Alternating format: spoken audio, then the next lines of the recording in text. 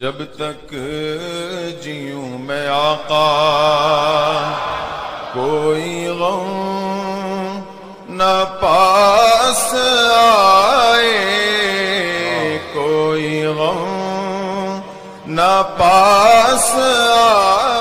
بسم اللہ الرحمن الرحیم۔ وَإِذَا ضَرَبْتُمْ فِي الْأَرْضِ فَلَيْسَ عَلَيْكُمْ جُنَاحٌ أَن تَقْصُرُوا مِنَ الصَّلَاةِ إِنْ خِفْتُمْ أَن يَفْتِنَكُمُ الَّذِينَ كَفَرُوا إِنَّ الْكَافِرِينَ كَانُوا لَكُمْ عَدُوًّا مُّبِينًا وَإِذَا كُنْتَ فِيهِمْ فَأَقَمْتَ لَهُمُ الصَّلَاةَ فَلْتَقُمْ طَائِفَةٌ مِّنْهُمْ مَعَكَ وَلْيَأْخُذُوا أَسْلِحَتَهُمْ فَإِذَا سَجَدُوا فَلْيَكُونُوا مِنْ وَرَائِكُمْ وَلْتَأْتِ طَائِفَةٌ أُخْرَى لَمْ يُصَلُّوا فَلْيُصَلُّوا مَعَكَ وَلْيَأْخُذُوا حِذْرَهُمْ وَأَسْلِحَتَهُمْ وَدَّ الَّذِينَ كَفَرُوا لَوْ تَغْفُلُونَ عَنْ أَسْلِحَتِكُمْ وَأَمْتِعَتِكُمْ فَيَمِيلُونَ عَلَيْكُمْ مَيْلَةً وَاحِدَةً وَلَا جُنَاحَ عَلَيْكُمْ إِنْ كَانَ بِكُمْ أَذًى مِّن مَّطَرٍ أَوْ كُنْتُمْ مَرْضَىٰ أَن تَضَعُوا أَسْلِحَتَكُمْ وَخُذُوا حِذْرَكُمْ إِنَّ اللَّهَ أَعَدَّ لِلْكَافِرِينَ عَذَابًا مُّهِينًا صدق اللہ مولانا العظیم۔ اور جب تم زمین میں سفر کرو تو تم پر گناہ نہیں کہ بعض نمازیں قصر سے پڑھو، اگر تمہیں اندیشہ ہو کہ کافر تمہیں ایذا دیں گے، بے شک کفار تمہارے کھلے دشمن ہیں۔ اور اے محبوب، جب تم ان میں تشریف فرما ہو پھر نماز میں ان کی امامت کرو تو چاہیے کہ ان میں ایک جماعت تمہارے ساتھ ہو اور وہ اپنے ہتھیار لیے رہیں، پھر جب وہ سجدہ کر لیں تو ہٹ کر تم سے پیچھے ہو جائیں، اور اب دوسری جماعت آئے جو اس وقت تک نماز میں شریک نہ تھی، اب وہ تمہارے مقتدی ہوں، اور چاہیے کہ اپنی پناہ اور اپنے ہتھیار لیے رہیں۔ کافروں کی تمنا ہے کہ کہیں تم اپنے ہتھیاروں اور اپنے اسباب سے غافل ہو جاؤ تو ایک دفعہ تم پر جھک پڑیں، اور تم پر مضائقہ نہیں اگر تمہیں میہ کے سبب، بارش کے سبب تکلیف ہو یا بیمار ہو کہ اپنے ہتھیار کھول رکھو اور اپنی پناہ لیے رہو، بے شک اللہ نے کافروں کے لیے ذلت کا عذاب تیار رکھا ہے۔ یہ آیات جنگ کے حالات میں نماز کے متعلق ہیں۔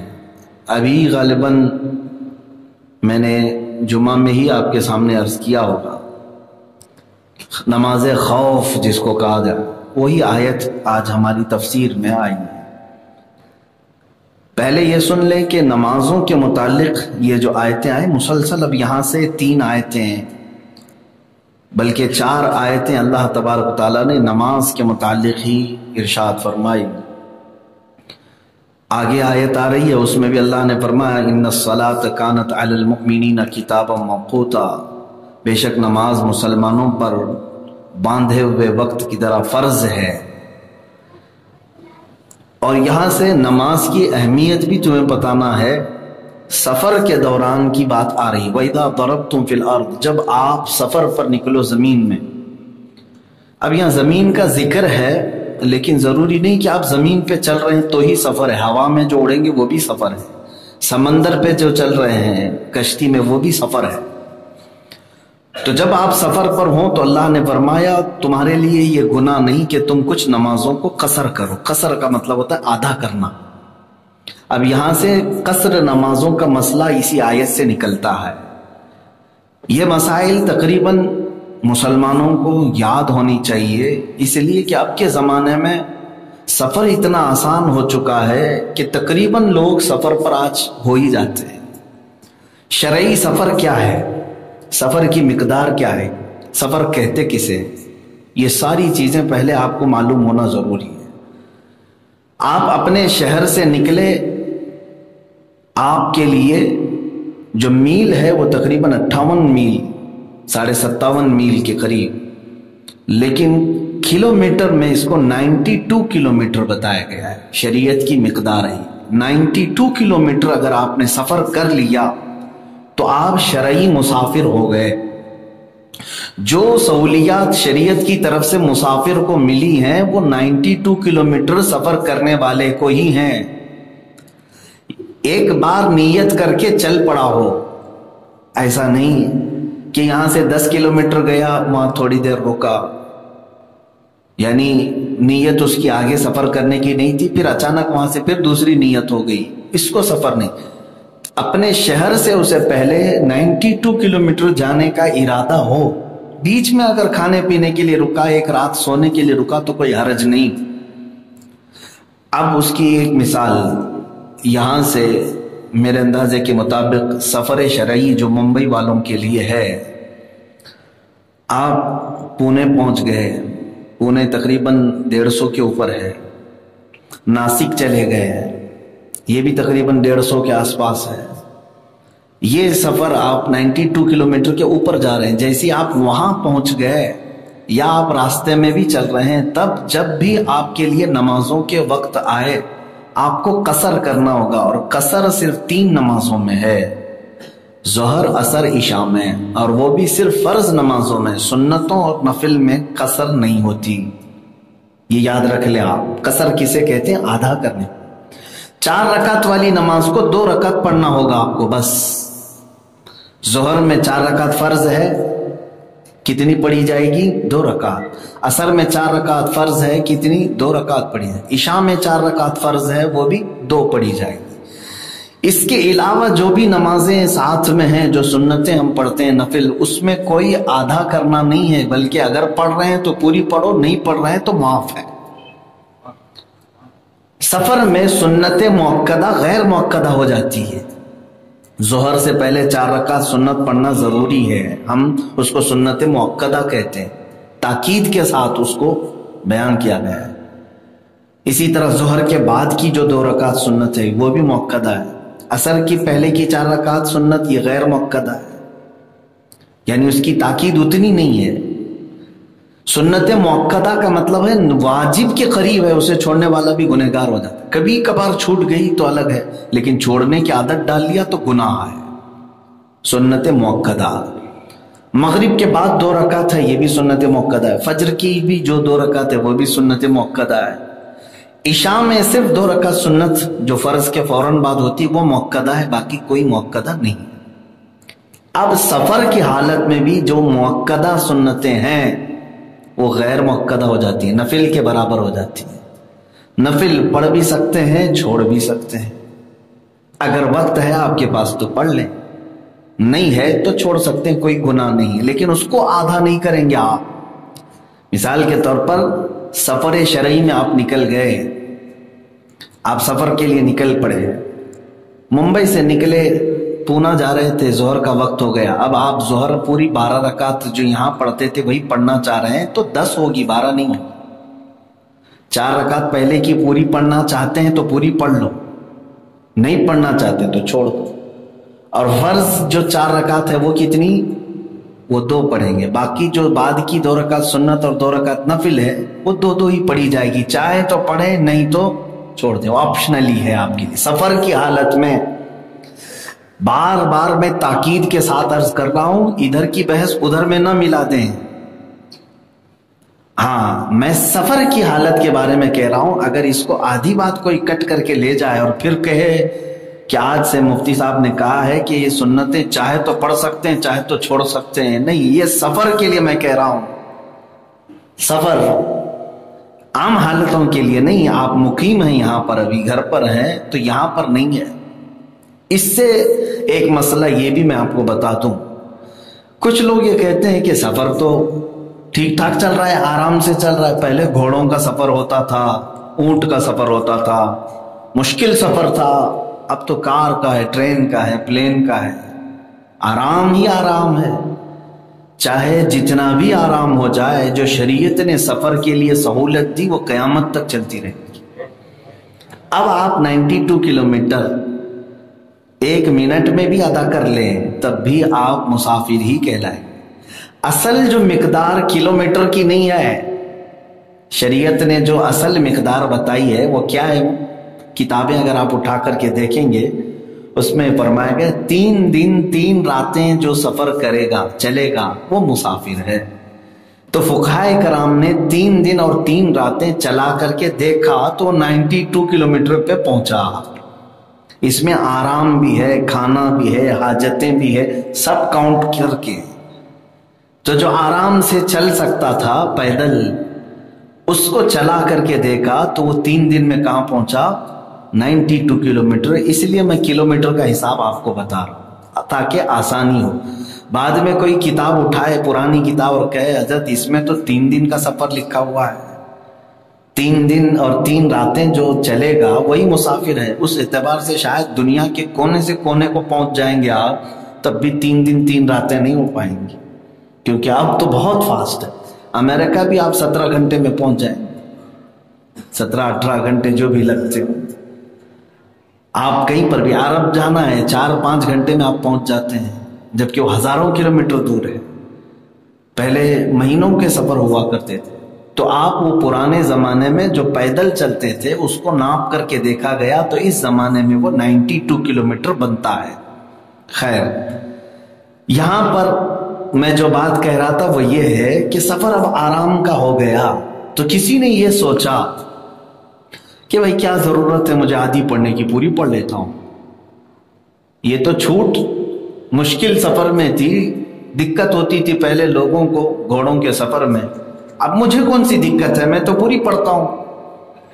تو حدیث پاک میں فرمایا گیا سختی سے، ایسا ہوا تھا ایک صحابی سے، انہوں نے کہا کہ سفر میں پوری پڑھ لوں، تو رسول کریم صلی اللہ تعالی علیہ وسلم نے ارشاد فرمایا اللہ تجھ پر رحم کرنا چاہتا ہے، کیا تو اس سے بھی زیادہ رحم کرنے والا ہے؟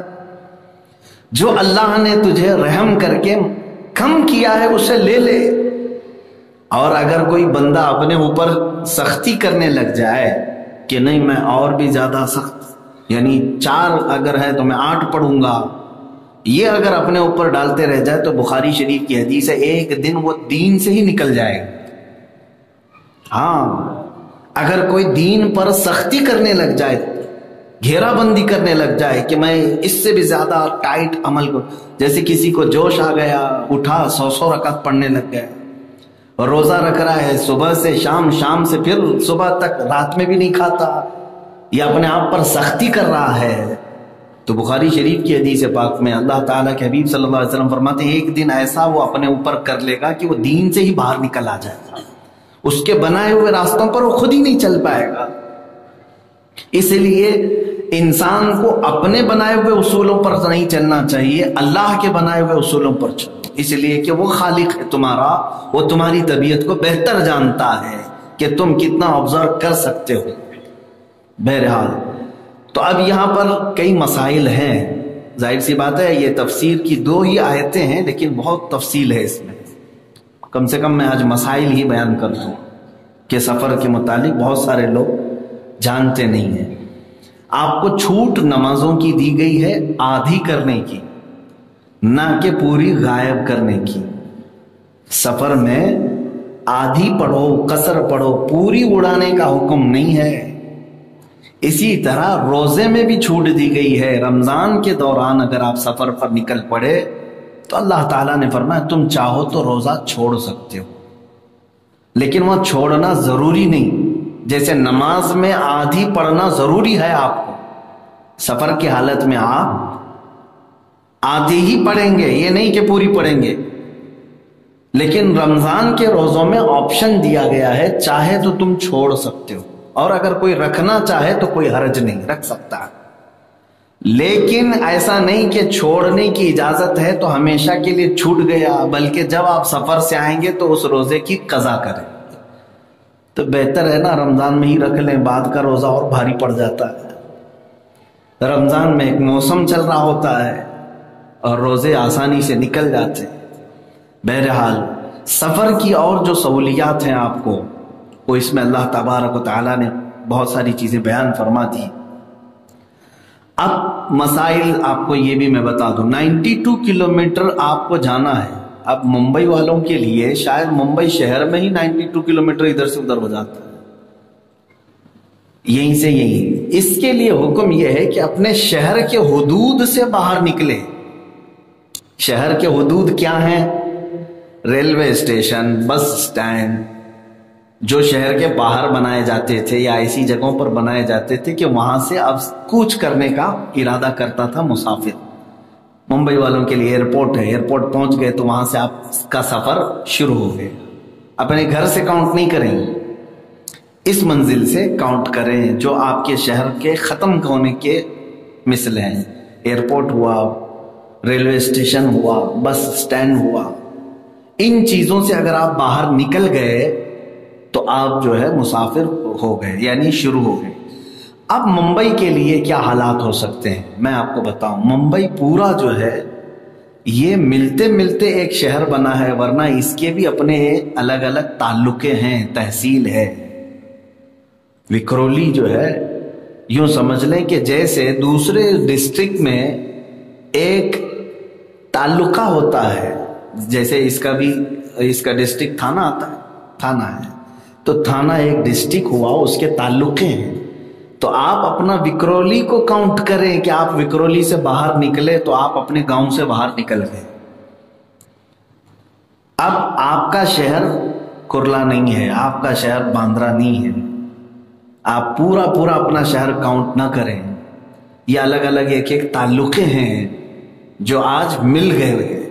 तो एक ताल्लुके से अगर कोई बाहर निकला तो वो सफर शरई उसका शुरू हो चुका है। अब यहां पर सफर के लिए जो जरूरी है वो क्या है? सबसे पहली चीज ये है कि आदमी की ये नीयत हो कि मैं जहां जा रहा हूं वहां 15 दिन से कम ठहरूंगा, ये जरूरी है। 15 दिन से कम ठहरू। अब जैसे पूना जा रहे हैं आप, पूना में अगर आपको महीना भर रहना है तो फिर आप पूना पहुंचते ही मुसाफिर नहीं रहे, मुकीम हो गए, पूरी पूरी नमाजें पढ़ो। अगर आपने 15 दिन से कम ठहरने की नीयत की, चाहे 1 दिन की नीयत है, 2 दिन की नीयत है, 4 दिन की है, 14 दिन की भी क्यों ना हो, तो आप उतने दिन तक वहां पर मुसाफिर ही रहेंगे, 4 की 2 ही पढ़ते रहेंगे। ये बात मसला समझ में आ रहा है आपको? जहां आप जा रहे हैं सफर 92 किलोमीटर के बाहर, वहां 15 दिन से ज्यादा, 14 दिन से ज्यादा ठहरने की नीयत ना हो, उससे कम ठहरने की नीयत हो तो आप मुसाफिर हैं। अच्छा, और एक मसला इसमें यह है, आप 4 दिन के लिए ही जा रहे हैं लेकिन अपने माँ बाप के घर जा रहे हैं, तब भी आप मुसाफिर नहीं रहेंगे, आप घर पहुंचते ही मुकीम हो जाएंगे। जो आपके पैदाइशी घर है या आपके माँ बाप का घर है, इसको कहते हैं यानी मुकीम हो जाना। वतन है तुम्हारा, वतन असली है। अब मिसाल के तौर पर किसी के यूपी में माँ बाप रहते हैं, रिश्तेदार रहते हैं, उनका घर है अपना, अब मुंबई में यहाँ रह रहे हैं, साल भर के बाद निकले। अगर कोई मुंबई से यूपी जा रहा है, प्लेन में जा रहा है, 2 घंटे में पहुंचेगा, मुसाफिर हुआ कि नहीं हुआ? सिर्फ 2 घंटे में मुसाफिर हो जाएगा? मैंने पहले ही डेफिनेशन आपको बताया। घंटा ना देखें, किलोमीटर देखें। 92 किलोमीटर अबाव हो गया, सफर शुरू हो गया उसका। तो यूपी जा रहा है तो उसका सफर शुरू हो गया, यूपी में पहुंचा। अब वो अगर अपने वतन में जा रहा है, उसके माँ बाप का गांव है, उसका घर है वहां पर, तो फिर वो जैसे वहां पहुंचेगा, अब वो नॉर्मल आदमी होगा, जैसे 4-4 रकात पढ़ना था वो पूरी ही पढ़ेगा, वहां कसर नहीं करेगा। चाहे वो 1 दिन के लिए जा रहा हो, 4 दिन के लिए जा रहा हो या महीने के लिए जा रहा हो, वो पूरी पढ़ेगा। अजनबी जगह पर जा रहा है तो ही वो मुसाफिर। देखें, शरीयत में ये सारे हुदूद हैं। इसके लिए मैं कह रहा हूं कि मुसाफिर के अहकाम भी मुसलमान को मालूम होना जरूरी है। आज के जमाने में तो बहुत जरूरी है। आप सुबह निकले, नासिक गए और वो शाम में वापस आ गए। पूना जा रहे हैं लोग, सुबह गए, रात में वापस आ गए, आप मुसाफिर हुए। आप मुसाफिर हुए। सुबह यहां से निकले थे, फजर पढ़ करके पूना पहुंचे। पूना में आपका अपना गांव नहीं, अपना वतन नहीं है, काम की गरज से गए। जोहर मिली वहां पर, असर मिली, मगरिब मिली, इशा मिली, आपको कसर ही पढ़नी होगी वहां पर। फिर रात को आप वापस लौट रहे हैं मुंबई, फिर रात को आप आ गए, 2.5-3 घंटे के अंदर पहुंच गए। अब बहुत सारे लोग ये समझते हैं शायद मैं मुसाफिर हुआ ही नहीं, अरे 2 घंटे तो सफर करके आया। वो गुनहगार है अगर पूरी नमाज पढ़ेगा तो। ये भी है, अगर जानबूझ करके कोई कसर के हालत में 2 की बजाय 4 पढ़ता है तो गुनहगार है। ये शरीयत का मसला है, इसलिए इसको याद रख लें हमेशा। اچھا اور ایک مسئلہ اس میں پیچیدہ تو نہیں ہو رہا ہے، سمجھ میں آ رہا ہے؟ ہاں میں صاف صاف بتا رہا ہوں تاکہ ذہن میں محفوظ ہو جائے، جیسے پڑھایا جاتا ہے ویسے ہی میں آپ کو بتا رہا ہوں، چونکہ یہ مسائل ہیں، تقریر نہیں ہے، مسائل جو ہے سکھائے جاتے ہیں، ہاں ولولہ انگیز دھواں دھار نہیں ہوتے۔ بہرحال تو آپ اور ایک مسئلہ سیکھ لیں، یہاں سے اگر آپ گئے پونا گئے یا ناسک گئے تو وہاں پہنچنے کے بعد آپ مسافر ہوئے، لیکن آپ جماعت سے نماز پڑھنے کے لیے مسجد میں گئے وہاں کی، اور وہاں کے امام صاحب جو مقیم ہیں، وہیں کے رہنے والے ہیں جو نماز پڑھا رہے ہیں، ان کے پیچھے جب آپ پڑھ رہے ہیں تو اب آپ آدھی نہیں پڑھیں گے، وہ پوری پڑھیں گے۔ کیوں؟ امام کے پیچھے جب پڑھ رہے ہیں تو امام جتنی پڑھائے گا اتنی آپ کو پڑھنی پڑے گی۔ یہ بھی مسئلہ سمجھ کر کے چلے، مقیم امام کے پیچھے اگر مسافر پڑھ رہا ہے تو مقیم امام کی ابتدا میں پوری نماز پڑھے گا۔ اب پونا میں اگر جماعت سے نماز پڑھ رہے ہیں آپ، ظہر کی، عصر کی، عشاء کی، تو اب وہ کتنی رکعت پڑھیں گے آپ؟ 4 رکعت پوری پڑھیں گے، وہاں کے امام اگر پڑھا رہے ہیں۔ لیکن آپ 10 لوگ تھے، 10 مسافر تھے، 10 مسافر تھے، ساتھ میں گئے اور وہاں جا کر کے آپ ہی کے 10 میں سے کوئی ایک نے پڑھایا، امام وہ خود ہی بنایا، تو وہ 2 ہی پڑھائے گا اور سب لوگ 2 ہی پڑھیں گے۔ بات سمجھ میں؟ جیسا امام ہوگا ویسا ہی مقتدی ہوگا۔ لیکن اس کا الٹ بھی ہے ایک مسئلہ یہ بھی ہے، جیسے ہمارے ساتھ اکثر ہوتا ہے۔ ابھی مثال کے طور پر میں ناندیڑ شہر گیا تھا، تقریباً 300 کلومیٹر کے اوپر ہی ہے، مسافر ہو گیا۔ میں مسافر ہوں، میرا وہ وطن نہیں ہے، 2 دن کے لیے 3 دن کے لیے گئے، مسافر شرعی ہے۔ اب جو نمازوں کے اوقات آئے مجھے تو قصر کرنا ہے، لیکن وہاں کے کسی امام کے پیچھے اگر میں پڑھتا تو میں پوری پڑھتا، لیکن لوگوں کی خواہش میرے پیچھے پڑھنے کی تھی، تو اب یہ مسئلہ الٹا۔ اب میرے پیچھے وہاں کے مقیم لوگ ہیں، میں مسافر ہوں۔ اب مسئلہ یہ ہے کہ اگر وہ راضی ہیں میرے پیچھے پڑھنے کے لیے تو میں ان کا دیکھ کر کے پورا نہیں پڑھاؤں گا، میں مصلی پہ کھڑا ہو جاؤں گا اور میں اعلان کروں گا میں مسافر ہوں، 2 رکعت پر میں سلام پھیر دوں گا، باقی کی 2 رکعت آپ لوگ کھڑے ہو کر کمپلیٹ کرو۔ یہ مسئلہ ہے۔ اگر امام مسافر ہے تو وہ مقتدیوں کو بتائے گا، ظہر کی نماز اگر پڑھا رہا ہے یا عصر کی پڑھا رہا ہے یا عشاء کی پڑھا رہا ہے تو وہ اعلان کرے گا کہ میں مسافر ہوں، 2 رکعت پہ میں سلام پھیر دوں گا، باقی کی نمازیں آپ کمپلیٹ کرو۔ وہاں کے لوگوں نے تقریباً 4-5 نمازیں میرے پیچھے پڑھی، تو اس سے وہ مسئلہ سیکھ بھی گئے کہ مسافر کے پیچھے اگر مقیم نماز پڑھتا ہے تو اپنی نماز وہ پوری کمپلیٹ کرے گا، لیکن مسافر امام اپنی قصر ہی کرے گا۔ مسئلہ سمجھ میں آ گیا؟ ہاں، اگر کبھی ایسا ہو گیا آپ کے ساتھ، کبھی بزرگان دین آتے ہیں، ہم تبرک کے لیے ان کو آگے بڑھاتے ہیں، عشاء میں آپ چلیں تو وہ کہتے ہیں میں مسافر ہوں، تو آپ یہ کہہ سکتے ہیں کوئی بات نہیں، آپ اپنی 2 پڑھیں، ہم باقی کی کمپلیٹ کر لیں گے۔ اگر وہ 2 رکعت پہ سلام پھیر دیے تو آپ لقمہ نہ دیں پیچھے سے کہ امام صاحب بھول گئے 2 پہ ہی سلام پھیر دیے، نہیں، بلکہ آپ کو مسئلہ معلوم ہونا چاہیے، وہ بھول نہیں گئے، وہ مسافر ہیں، ان کے لیے 2 ہی ہے، آپ اب کھڑے ہو کر کے اپنی نماز کمپلیٹ کریں، آپ اپنی نماز کمپلیٹ کریں۔ لیکن اب میں ایک اور مسئلہ بتاؤں، میں ہی کہیں باہر سے آیا، آپ کو نماز پڑھا رہا تھا عشاء کی، اب یہ مسئلہ آپ کو میں نے بتا دیا، لقمہ نہ دیں، آپ اپنی نماز کمپلیٹ کر لیں۔ اس کے لیے میں یہ بھی مسئلہ بتاتا ہوں کہ میں ہی آیا اور 2 رکعت پہ میں سلام پھیر دیا، تب بھی آپ لقمہ نہ دے کے اپنی کھڑے ہو کے پوری کریں گے؟ اب جو ہے آپ کو لقمہ دینا ہے، یہ امام ہمارا مقیم ہے، یہاں کا ہے، یہ بھول کر کے سلام پھیرا ہے، یہ مسافر نہیں ہے۔ اب آپ کھڑے ہو کر کے اپنی نماز کمپلیٹ نہ کریں بلکہ امام کو سیدھا کریں کہ امام بھول گیا ہے، کھڑے ہو کر کے وہ اپنی پوری نماز دوبارہ کرے، اگر سلام مکمل پورا پھیر ہی چکا تھا تو پھر سے نماز پڑھائے، اور اگر ابھی پورا نہیں پھیرا تھا تو لقمہ لے کر کے اپنی نماز کمپلیٹ کرے، بعد میں سجدہ سو کر۔ جی مقیم امام کے پیچھے آپ نماز پڑھ رہے ہیں، جیسے پونا گئے آپ، پونا اور ناسک آپ کو سفر کے لیے میں سمجھا رہا ہوں، اس کے علاوہ بھی شہر ہو سکتے ہیں۔ آپ وہاں پہنچے، آپ وہاں کے امام کے پیچھے، ایک رکعت ہو گئی تھی تب شامل ہوئے آپ۔ ویسے تو آپ اکیلے پڑھتے تو آپ کو 2 ہی پڑھنا تھا، لیکن امام کے پیچھے کتنی پڑھنا ہے؟ 4۔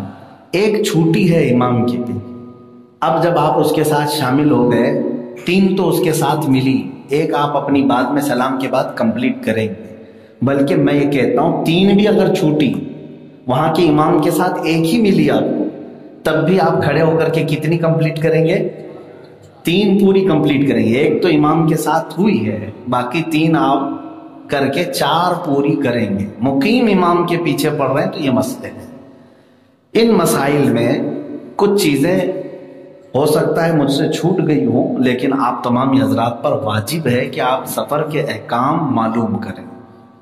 اس میں بہت ساری سہولتیں بھی دی گئی۔ اب سہولتیں کیا ہیں؟ ایک تو نماز قصر کرو، دوسرے ایک مسئلہ ہے موزے پہننے کا، موزہ ہی بولتے ہیں، ساکس جو ہے، یہ کپڑے والے اون والے نہیں، چمڑے والے موزے اگر پہن کر کے آپ نے، جیسے ابھی وضو کیا آپ نے، وضو کر کے آپ نے موزہ پہن لیا اور وہ موزہ مضبوط ہے، اب آپ کا وضو جب بھی ٹوٹے گا، سفر میں پیشاب کے لیے گئے، استنجا کے لیے گئے یا ہوا نکلی، پھر دوبارہ وضو کرنا ہے، تو وضو میں آپ ساری چیزیں جیسے کرتے ہیں سب دھو لیں، لیکن موزے نہ اتاریں، صرف اوپر سے مسح کر لیں، آپ کے لیے کافی ہے۔ یہ موزوں کی مسح 3 دن تک آپ کا وہ چل سکتا ہے، 3 دن تک۔ اگر آپ نے موزے نہیں اتارے تو 3 دن تک آپ خالی مسح سے اپنی نمازیں کمپلیٹ کر سکتے ہیں، پیر دھونے کی ضرورت نہیں پیش آئے گی۔ یہ موزے پر مسح کرنے والے کے لیے سفر کی حالت میں 3 دن تک کی رخصت ہے۔ اب تو ویسے پہنتے بھی نہیں ہیں لوگ، اور ویسے مل بھی نہیں رہے چمڑے کے موزے، شاید ادھر ٹھنڈیوں میں دلی وغیرہ میں میں نے دیکھا ہے، دلی میں، بریلی وغیرہ میں، باقی یہاں کے لوگوں کو کپڑے کے موزے گرم کرتے ہیں، چمڑے تو بہت دور کی بات ہے۔ یہ سفر کے احکام تھے، یہ سفر کے معاملات تھے، لیکن میرے عزیز اللہ رب العزت فرماتا ہے کہ تمہارے لیے کوئی گناہ نہیں کہ بعض نمازیں قصر کرو، اگر تمہیں اندیشہ ہو کہ کافر تمہیں ایذا دیں گے، تکلیف دیں گے، بے شک کافر تمہارے کھلے ہوئے دشمن ہیں۔ یہ ہو گئے سفر کی نماز کے معاملات۔ اب آؤ جنگ کی نماز کیسے ہے؟ جنگ میں جو نماز ہوتی ہے اس کو نماز خوف، کل میں نے جمعہ میں شاید عرض کیا تھا، حضرت خالد بن ولید حضور صلی اللہ علیہ وسلم کے مقابل میں کھڑے تھے جب ابھی وہ ایمان لائے نہیں تھے، اور حضور صلی اللہ تعالیٰ علیہ وسلم کے ساتھ چند صحابہ تھے، ان کو گھیرنا چاہ رہے تھے، وہ مارنا چاہ رہے تھے، موقع کی طاق میں تھے، اور حضور پاک صلی اللہ تعالیٰ علیہ وسلم ان سے راستہ بچا کر کے دوسرے راستے سے جا رہے تھے، لیکن بیچ میں ظہر کا وقت ہو گیا۔ اب یہ آیتیں آئی ہیں نماز کے احکام کے لیے، سنیں۔ جنگ کی حالت ہے، سامنے کفار و مشرکین مقابلے کے لیے کھڑے ہیں، وہ چاہتا کیا ہے دشمن کہ تم تھوڑی دیر کے لیے غافل ہو جاؤ، بس، یعنی تمہاری توجہ ہٹے، تمہارے ہاتھ سے تلوار نیچے آئے، تم اپنے ہتھیار نیچے اتارو، فوراً وہ حملہ کرے گا۔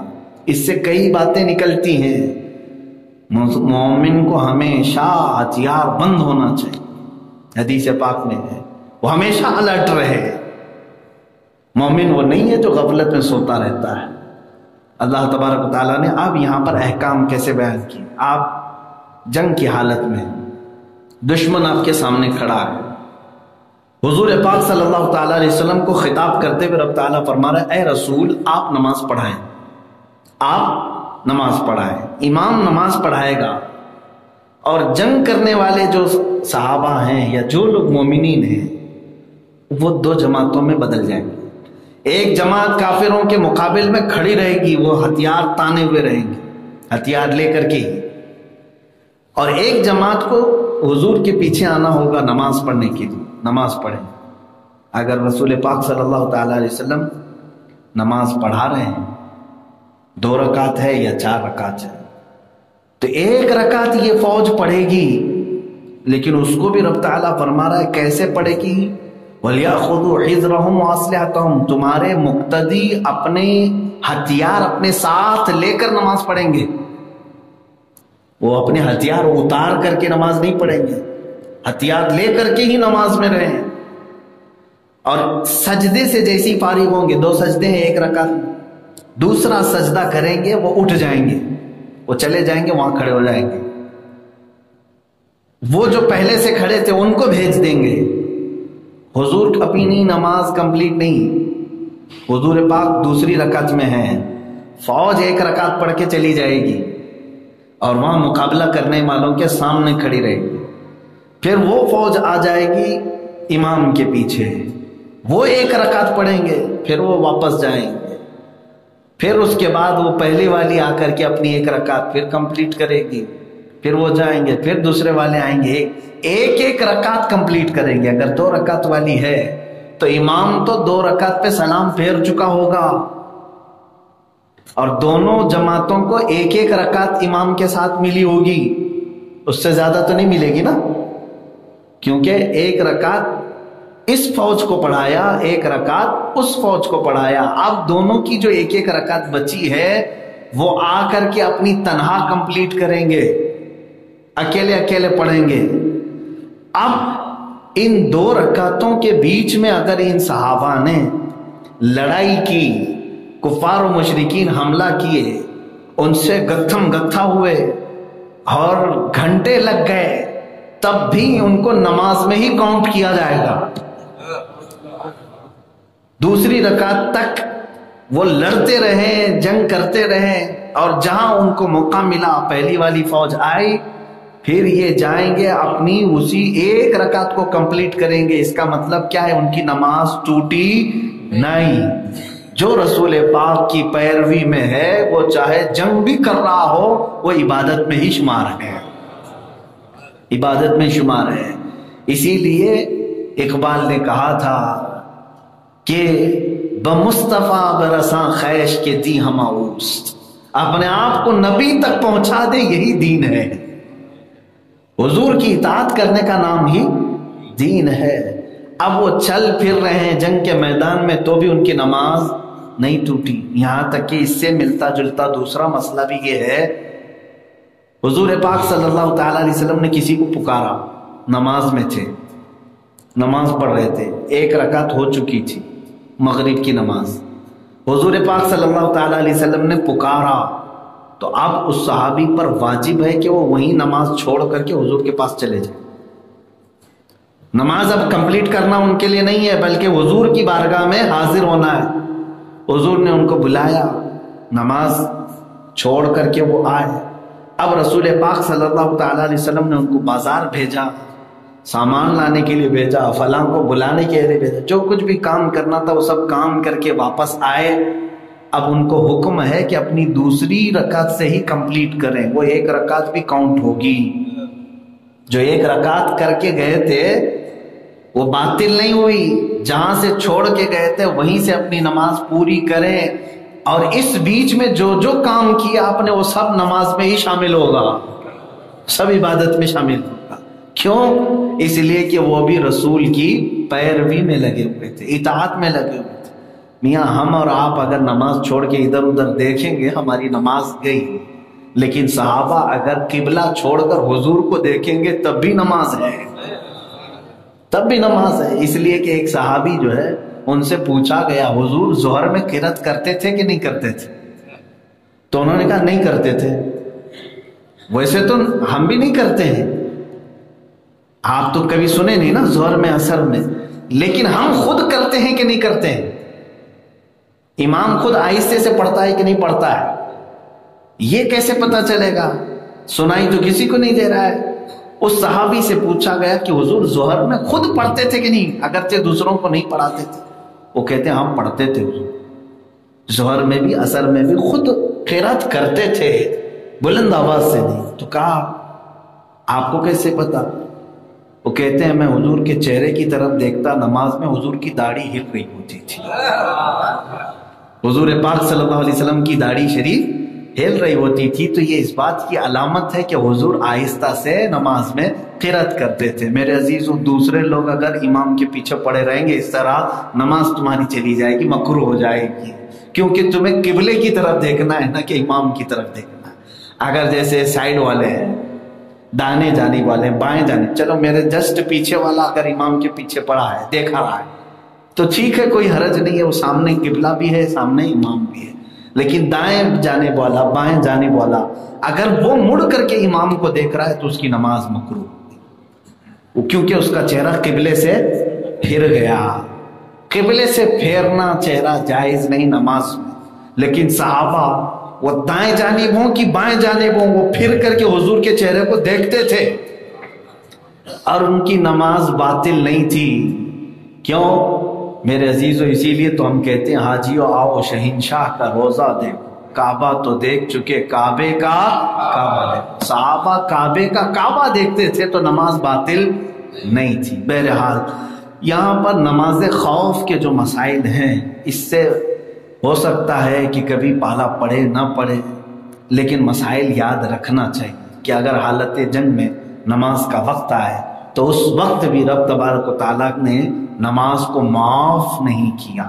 پڑھنا تو ہے تمہیں، جنگ کے دوران دشمن تلوار لے کر سامنے بھی کھڑے ٹھہرا ہو، تب بھی تمہیں حکم یہ دیا گیا ہے کہ تم نماز نہیں چھوڑ سکتے۔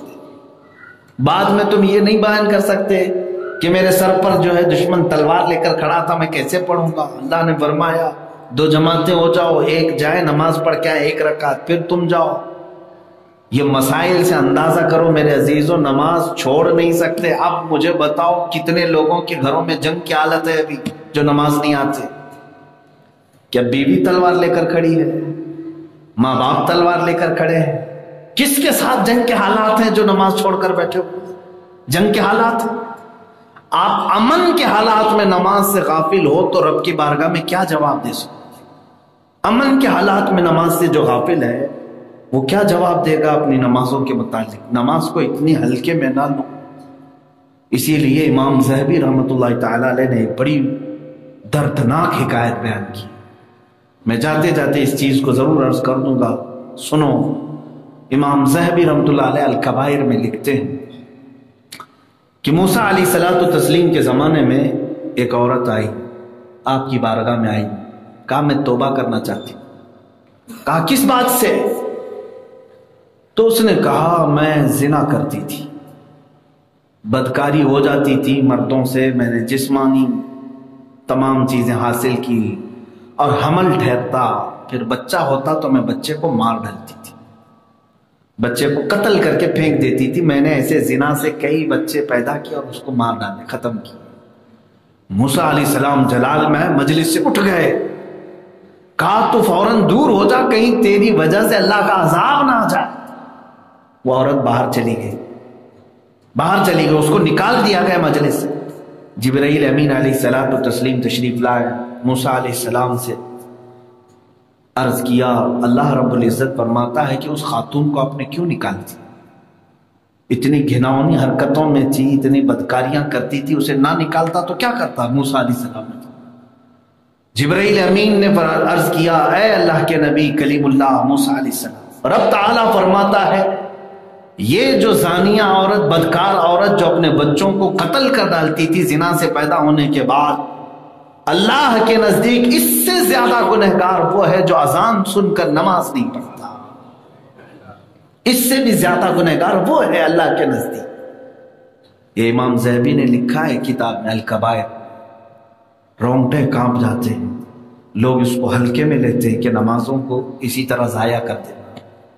اے میرے عزیزو، گیا وقت پھر ہاتھ آتا نہیں، سدا دورہ دکھاتا نہیں۔ جو جوانی میں تمہاری نمازیں فوت ہو جاتی ہیں، پھر تمہارا بڑھاپا وہ قضا نماز کا وقت بھی نہیں دیتا، اس لیے کہ نمازیں بندھے ہوئے وقت کے ساتھ چل رہی ہیں۔ تمہیں نہ زندگی میں سنڈے آتا ہے نمازوں کے لیے، سنڈے تو دن آتا ہے لیکن چھٹی والا کوئی دن ہی نہیں ہے۔ ارے اللہ رب العزت کی قدرت کاملہ تو یہ دیکھے مسلمانوں کو خوشیوں کے دن بھی روزہ رکھنا تو حرام ہے۔ خوشیوں کے دنوں سے مراد سال میں 5 دن ایسے ہیں جن میں روزہ رکھنا حرام ہے امت پر، وہ 2 بقرعید کے، بقرعید اور عید الفطر، 2 عید کے دن، اور پھر بقرعید کے دنوں میں جو ایام تشریق آتے ہیں جن میں آپ تکبیر بولتے ہیں، وہ 3 دن۔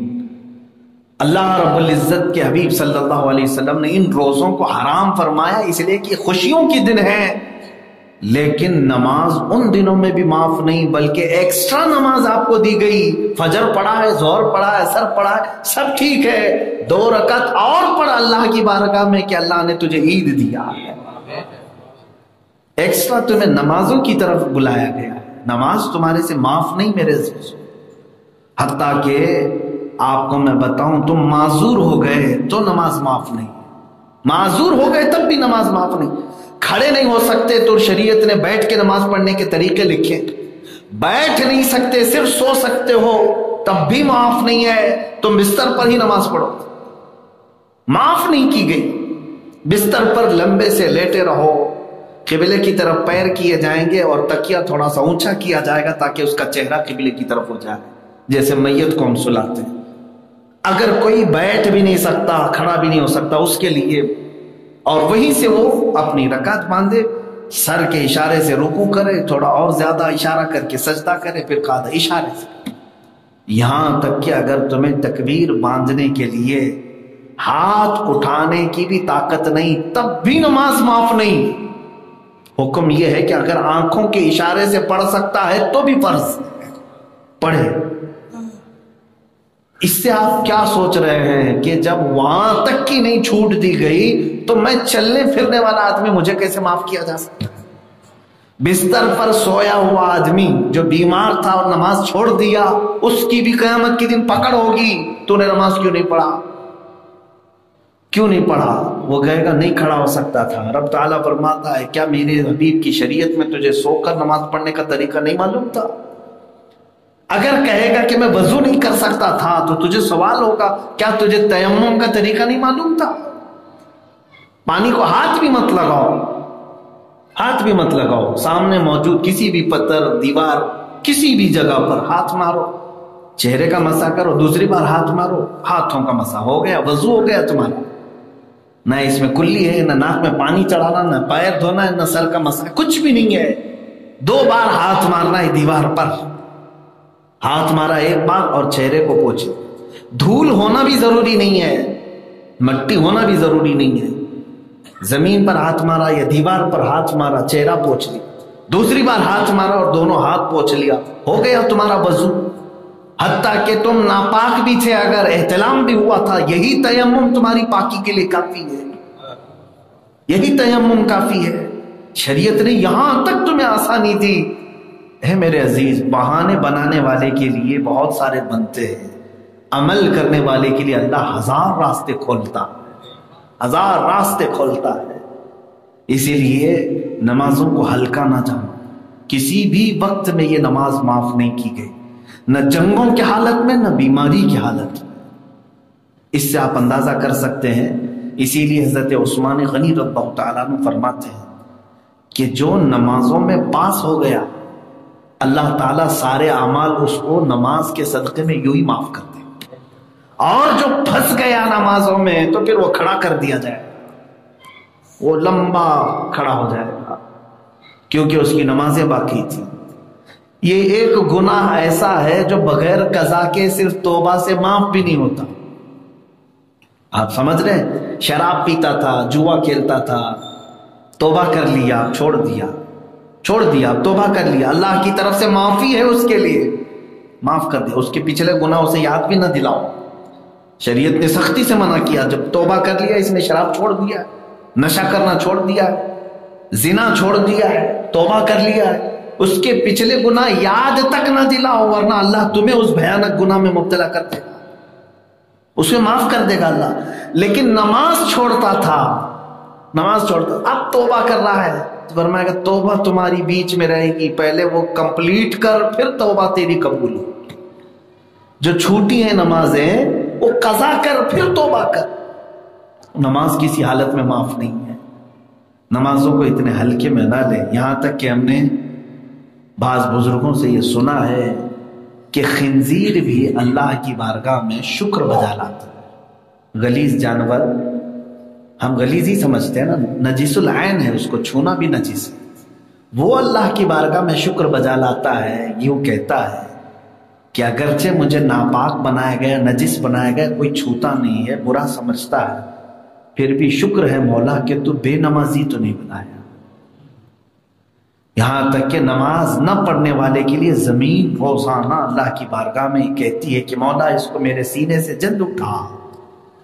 زمین مخاطب کر کے کہتی ہے روزانہ کہ تو میرے اندر آ جا تو پھر میں تجھے دکھاتی ہوں میری طاقت کیا ہے۔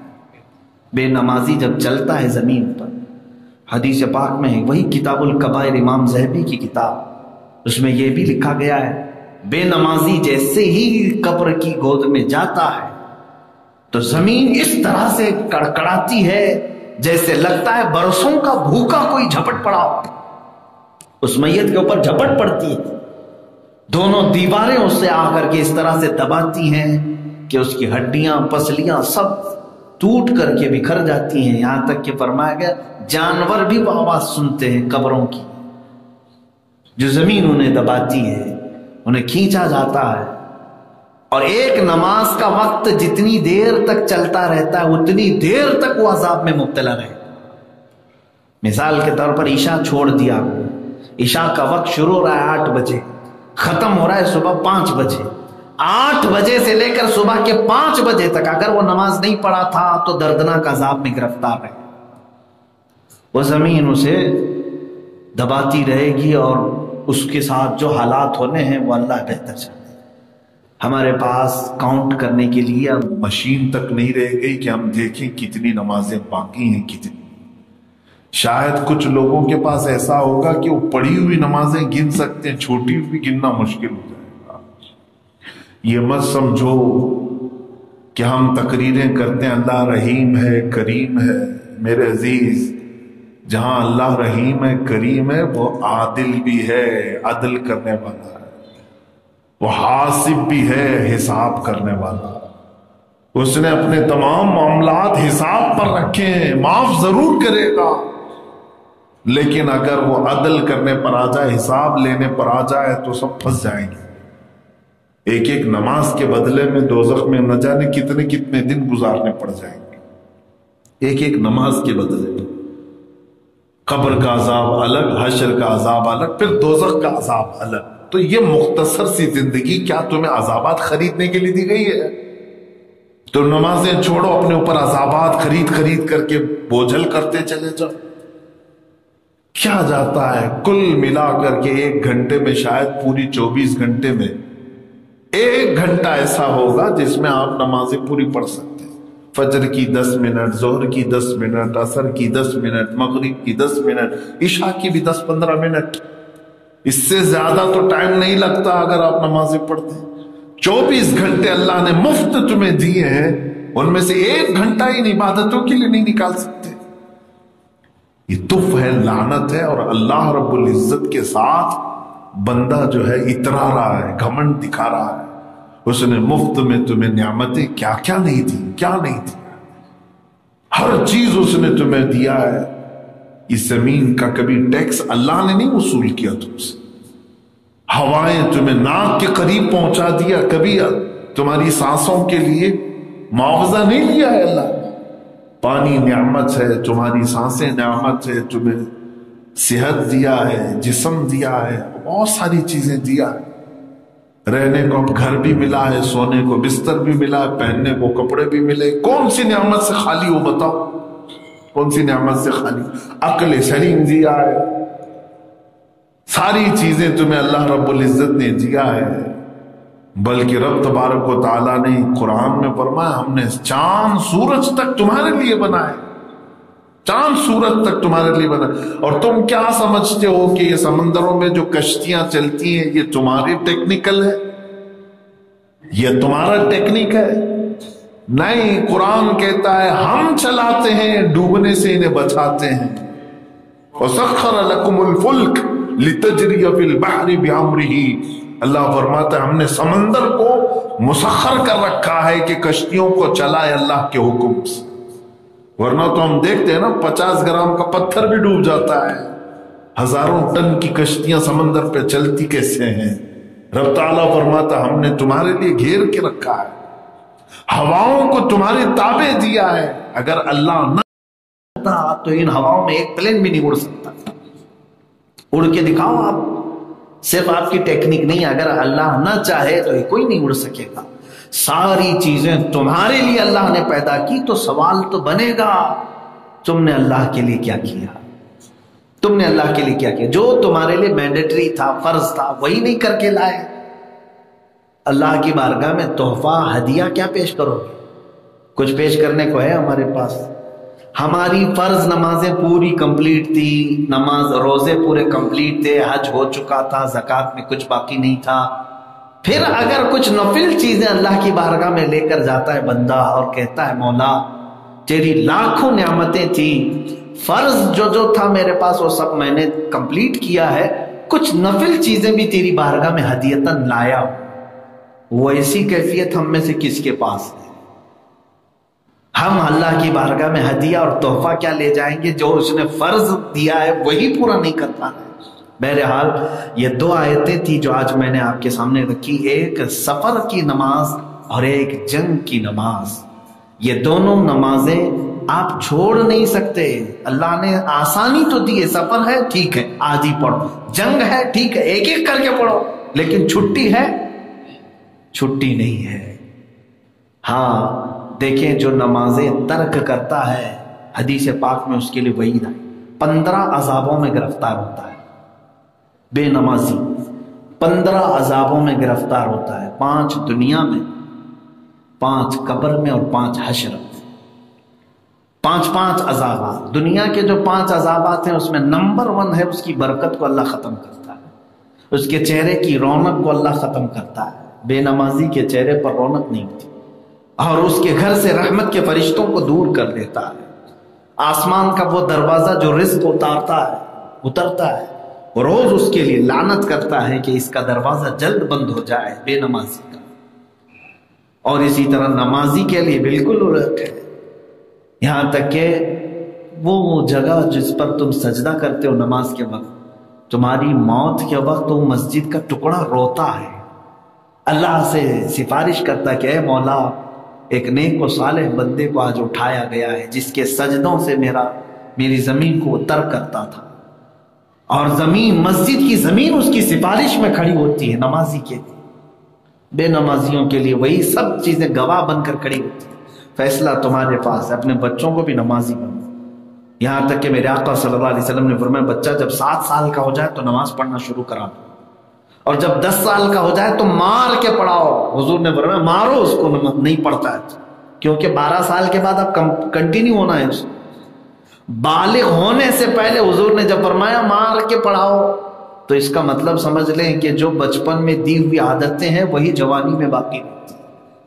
بچوں کو آج ہلکے میں لیتے ہیں لوگ، 7 سال کی عمر میں ان کو پابندی کرو، 10 سال کے جب ہو جائے سختی کرو، ہر نماز کے بارے میں رپورٹ لو.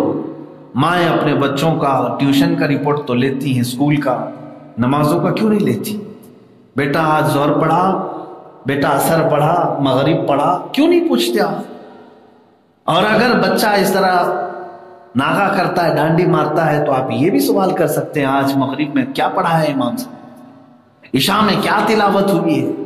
کم سے کم اس کی توجہ تو لگی رہے گی کہ نماز میں کیا پڑھ رہا ہے. تربیت کا ماحول بدلے اور نمازوں کو قائم کرے، انشاءاللہ اللہ تعالیٰ اپنے عذابات کو دور فرمائے. نمازوں کو جو قوم ہلکے میں لیتی ہے اللہ کا غضب اس قوم پر ہوتا ہے، اللہ کا غضب ہے اس قوم پر. بنی اسرائیل میں کئی قومیں اس لیے ہلاک کی گئی کہ وہ نمازوں میں تاخیر کر رہے. اچھا میں نے یہ حکایت بھی آپ کو عرض کی ہوگی شاید ذکر کی مجلس میں، یہ بھی امام ذہبی نے لکھا ہے. ایک صاحب اپنی بہن کو دفنائے قبر میں، ان کی کچھ تھیلی چھوٹ گئی تھی قبر میں. وہ شام کے وقت گئے، سوچا کہ قبر کی مٹی ہٹا کر کے لے لوں. جیسی مٹی ہٹایا تو دیکھا قبر آگ سے بھری ہوئی، آگ سے بھری ہوئی ہے کہ ہاتھ جھلس جائے. وہ ڈر کے مارے بھاگتا ہوا گھر آیا، اپنی ماں سے پوچھا کہ میری بہن ایسا کیا کرتی تھی؟ ایسا کیا کرتی تھی کہ اس کی قبر جو ہے آگ سے بھری. اس کی ماں رونے لگی. کہا وہ نماز تو پڑھتی تھی, پابندی کرتی تھی, نماز تھی, لیکن اس کی ایک عادت ہے, ماں کہتی کہ نمازوں کو لیٹ سے پڑھتی تھی. جب نماز کا وقت ختم ہونے والا ہوتا تھا تب پڑھنے کے لیے کھڑی ہوتی تھی. نماز کا وقت ختم ہونے والا ہوتا تھا تب پڑھتی تھی. یہ عادت لگا لیا تھا اس نے. اللہ اکبر. امام ذہبی فرماتے ہیں جو نمازوں کو سستی کرتے ہوئے ٹالتے ٹالتے لیٹ سے پڑھتا ہے اس کے لیے آگ کا عذاب ہے. جو پورا ہی چھوڑا ہے اس کے لیے کیا ہے؟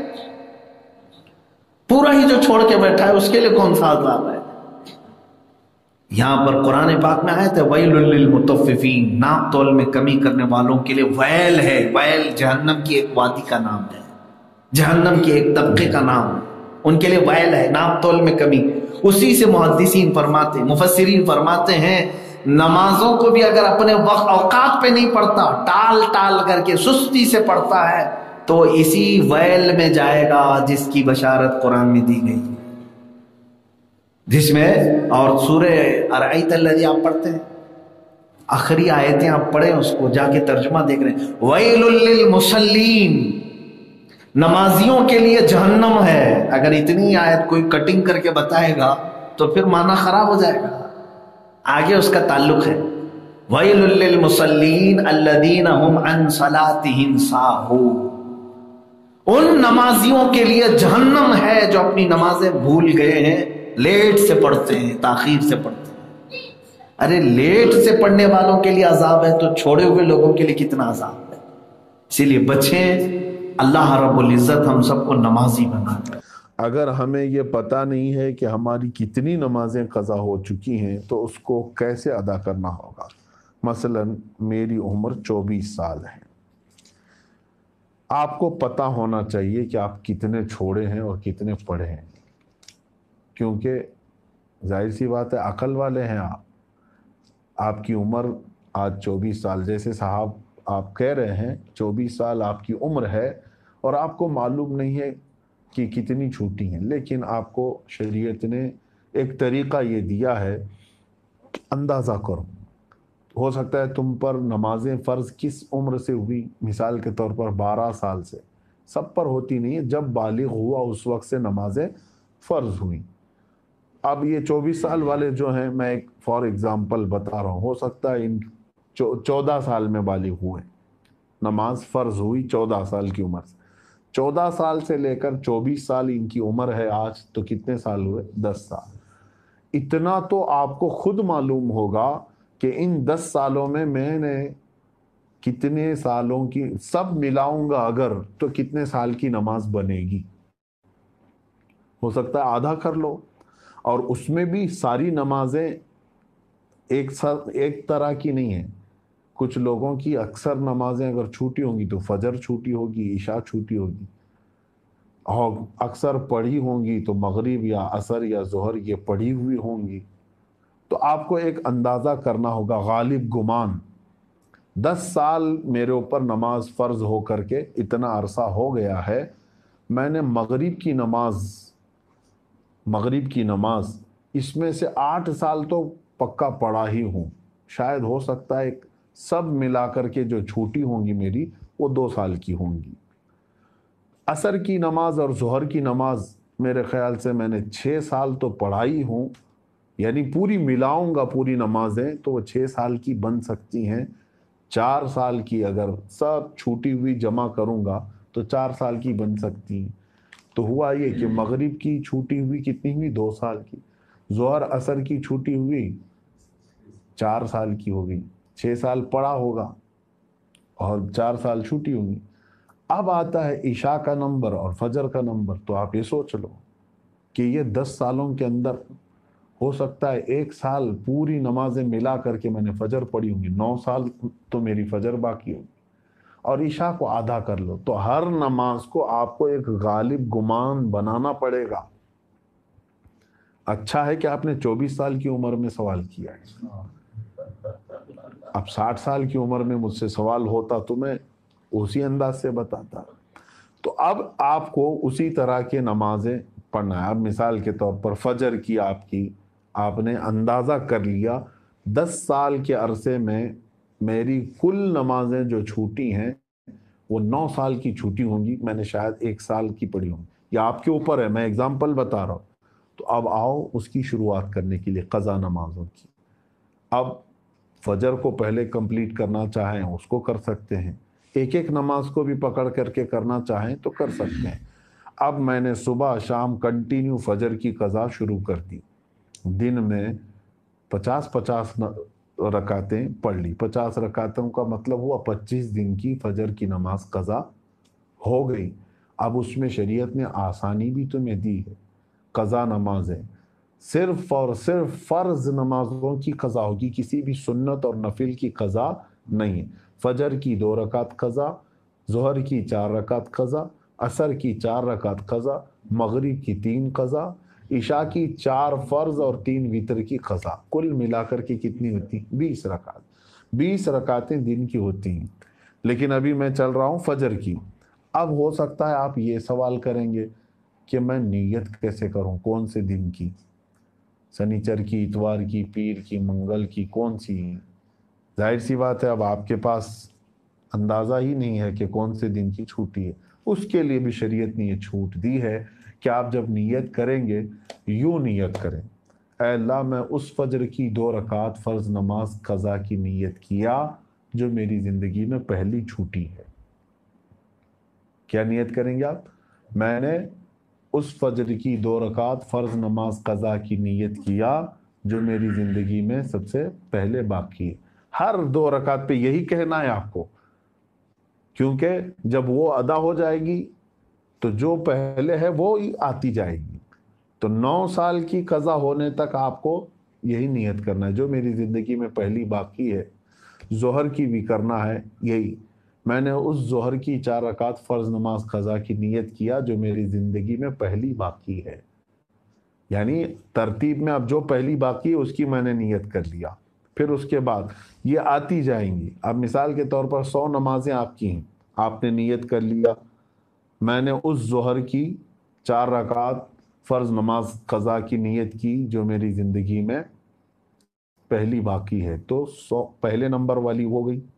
उसके बाद 99 बचे, लेकिन जो दूसरे नंबर पर थी नमाज अब वो कौन से नंबर पर आ जाएगी? पहले नंबर पर आ जाएगी ना फिर से। तो हमेशा यही नियत करता जाएगा जब तक कि वो 100 पूरी ना हो जाए। नियत भी आपको समझ में आ गई क़ज़ा के लिए। अब इसमें छूट भी दी गई है, आपको रकातें छोटी करने का भी हुक्म है, यानी इस तरह के आपको मुख्तसर कर सकते हैं आप। मिसाल के तौर पर नमाज में सूरह फातिहा पढ़ा, आप इन्ना आतैना और कुल वल्लाहु अहद पढ़ रहे हैं, छोटी सूरतें पढ़ रहे हैं, यही कंटिन्यू चाहे तो हर रकात में पढ़ सकते हैं। हर नमाज में 2 सूरतें पढ़ी, और तस्बीहात जो हैं रुकू और सजदे में वो 3-3 पढ़ रहे हैं, वो तो ठीक है, उतनी मिकदार तो आपको रुकू और सजदा करना ही है। लेकिन अत्तहियात में भी तशहुद पढ़ा उंगली उठाकर, दुरूद इब्राहिमी और दुआए मासूरा अगर नहीं भी पढ़ा तो उसकी नमाज हो जाएगी। तो यहाँ और शॉर्ट कर दिया गया है। तो क़ज़ा करने वाले के लिए ये सहूलत भी है, वो चाहे तो अपनी जल्दी से जल्दी ये पूरी क़ज़ा मुकम्मल कर सकता है। जवानों आप सबसे मेरी गुजारिश है, बुढ़ापे में इंतज़ार मत करना। किसी बूढ़े को मैंने क़ज़ा करते हुए नहीं देखा कि पूरी ज़िंदगी की वो क़ज़ा करके गया हो, बहुत कम। बुढ़ापे में असल नमाजें पढ़ने में ही घुटनों में तकलीफ़, कमर में तकलीफ़ हो जाती है। देखते नहीं आप आज मस्जिदों में अच्छों से ज़्यादा कुर्सियों की नमाजें ज़्यादा हो गई, क्यों? उस वक्त उनको अपनी फ़र्ज नमाजें ही दुश्वार हो गई हैं, कहाँ क़ज़ा करेंगे। नौजवानों आपके पास आज क़ुव्वत है, ताकत है, आप रोज़ाना ही आप अपना एक वक्त ले लो, घंटा 2 घंटा, मैं दिन में कोई एक वक्त मखसूस कर लूँ और इसमें सिर्फ अपनी क़ज़ा मुकम्मल कर लूँ। चंद दिनों के बाद आप देखोगे आप साहब तरतीब हो जाओगे। साहब तरतीब उसको कहते हैं जिसकी पूरी ज़िंदगी में 5 से ज़्यादा नमाजें क़ज़ा ना हो, और अल्लाह तबारक व तआला का वो ऐसा महबूब बंदा है कि फ़रिश्ते उसकी एक झलक देखने को बेकरार होते, जो पूरे मुकम्मल अपनी नमाजें مکمل کر چکا ہو۔ اللہ ہم سب کو توفیق عطا فرمائے۔ کیا نفل نماز تب تک قبول نہیں ہوگی جب تک فرض اور واجب نماز کی قضا ادا نہ ہو جائے؟ صحیح ہے۔ اب یہاں پر ایک دوسرا یہ بھی ہے کہ کچھ لوگ بہت ساری نفلیں پڑھ رہے ہیں، کوئی جو ہے حاجت کی نماز، کوئی توبہ کی نماز، اشراق کی نماز، اوابین کی نماز، کون کون سی نمازیں ہم سے پوچھتے بھی رہتے ہیں، میاں ان کے تو کھاتے میں فرض نمازیں اتنی باقی ہیں، تو اگر فرض باقی ہیں قضا تو نفل نمازیں آپ کی معلق ہوں گی، نہیں قبول ہوں گی۔ فرض جو ہے وہ قرض ہے تمہارے اوپر، اور نفل جو ہے یہ ہدیہ ہے۔ قرضہ پہلے دو، ہدیہ بعد میں دو۔ پہلے قرض ادا کرو تو آپ جو پورے دن بھر کی نمازیں ہیں ان میں بھی جو سنت غیر مؤکدہ اور جو نفل ہیں ان کو چھوڑ کر کے آپ وہاں پر بھی یہ قضا نمازیں پڑھ سکتے ہیں۔ جیسے ظہر میں آپ کو 2 رکعت نفل ملتے ہیں نا 12 میں سے، 4 سنت مؤکدہ اسے نہیں چھوڑنا چاہیے، 4 فرض ہے اس کے بعد 2 سنت مؤکدہ وہ تو ہوں گی، 2 جو نفل ہیں اس کی جگہ پر کوئی پہلے کی فجر کی قضا پڑھ لیں۔ عصر میں جاتے ہیں 4 سنت پہلے ہے وہ غیر مؤکدہ ہے، اس کی جگہ پر کوئی پہلے والی کوئی 4 رکعت ظہر یا عصر کی قضا پڑھ لیں۔ مغرب میں بھی 2 نفل آپ کو ملتی ہیں، وہاں پر بھی آپ اپنی قضا پڑھ سکتے ہیں، اس نفل کی جگہ پر کوئی فجر کی 2 رکعت قضا۔ عشاء میں آپ کو جو ہے پہلے 4 رکعت سنت غیر مؤکدہ، اس کی جگہ کوئی نماز پہلے کی چھوٹی ہوئی عشاء کی نماز پڑھ لیں 4 رکعت، اور بعد میں جو ہے 2 نفل 4 نفل مل جاتی ہیں آپ کو عشاء کے فرض کے بعد، وہ 4 رکعت کی جگہ پہلے کی کوئی چھوٹی ہوئی وتر کی قضا پڑھ لیں۔ تو اس طرح سے آپ کی ادا نمازوں کے برابر ہی جو ہے نا پہلے کی قضا بھی برابر ہوتی چلی جائے۔ تو نفل اور غیر مؤکدہ کی جگہ پر یہ